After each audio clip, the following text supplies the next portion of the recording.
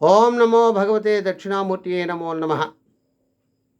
దివ్యాత్మస్వరూపులైన గురువులకు పెద్దలకు నమస్కరిస్తూ భగవద్గీతలోని కొన్ని విషయాలను తెలుసుకుందాం. ముందుగా గురు ప్రార్థన చేసుకుంటూ ప్రారంభిస్తాను. గురు బ్రహ్మ గురు విష్ణు గురుదేవో మహేశ్వర గురు సాక్షాత్ పరబ్రహ్మ తస్మై శ్రీ గురువే నమః. గురువే బ్రహ్మ, గురువే విష్ణు, గురువే మహేశ్వరుడు, గురువే పరబ్రహ్మము. అట్టి గురుదేవునకు నేను నమస్కరిస్తూ ఉన్నాను. శిష్యుని యొక్క హృదయ క్షేత్రములో జ్ఞాన బీజాన్ని నాటి దానిని మొలకెత్తించి సృష్టి చేయుచూ ఉన్నాడు.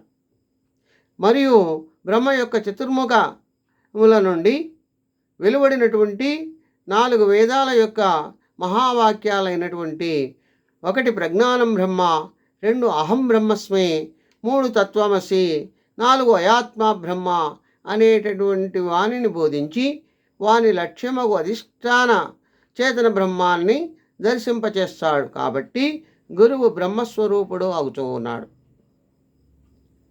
అదేవిధంగా శ్రీ మహావిష్ణువు సకల జీవులను ఎట్లు పోషించుతూ ఉన్నాడో అట్లే తన బోధతో జ్ఞాన వృక్షాన్ని పెంచి పోషిస్తూ ఉన్నాడు. విష్ణువు అనగా సర్వమునందును వ్యాపించిన వాడు అను అర్థము కలదు. కావున గురువు విష్ణు స్వరూపుడు అవుతూ ఉన్నాడు.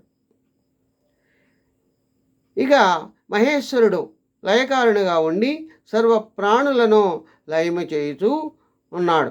అట్లే గురువు జీవుల హృదయాలలో అజ్ఞానాన్ని నశింపచేయుచూ ఉన్నాడు. నామరూపాలన్నీ మిథ్య అని బోధించి నామరూపాల యందలి అభిమానాన్ని లయింపచేస్తూ ఉన్నాడు. కావున గురువు మహేశ్వరుడుగా అవుతూ ఉన్నాడు.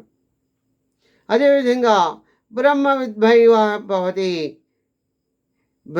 బ్రహ్మము తెలుసుకున్నవాడు బ్రహ్మమని చెప్పబడుతూ ఉన్నది. అంటే తన హృదయమునందు జ్యోతి రూపంలో ప్రకాశించుతున్నటువంటి ఆత్మను తెలుసుకున్నవాడు కనుక కావున గురువు పరబ్రహ్మమని చెప్పబడుతూ ఉన్నది. అట్టి గురువునకు గురు సాంప్రదాయం కలిగిన గురువులందరికీ కూడా నమస్కరిస్తున్నాను. స్వస్తి. సర్వే జనా సుఖినో భవంతు. ఓం శాంతి శాంతి శాంతి.